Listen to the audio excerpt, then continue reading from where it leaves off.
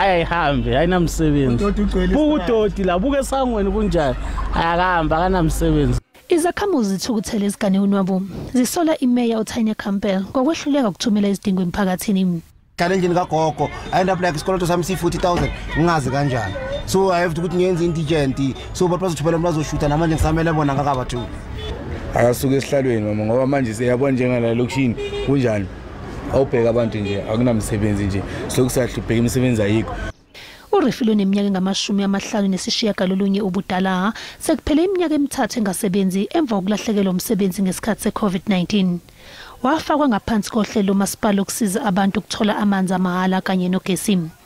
Wazithola ukuthi akasekho kulolu hlu ngonyaka odlule, manje kuzophoqeleka ukuba akhokhe imali engaphezulu kwezi-3,000 njalo ngenyanga. Ngiyayisekona nami ukuthi angaphuma, ngiyayivumela leyo ukuthi ngoba angaphuma angeke ukuthi manje angazohlala entameni kabuhlungu kanje ebazi ukuthi abantu abaningi abanamsebenzi futhi ngendaba ye-COVID abantu baphuma ngesiningi emsebenzini uyazi ukuthi asisebenzi. Ithembisa Community Forum ingenelele yasola uCampbell ngokusola ukungabikho kozinzo hayi emphakathini kuphela kodwa nasezikhulwini ngaphakathi emkhandlwini. Lenhlangano ke icela undunankulu waseGauteng ukuba angenelele.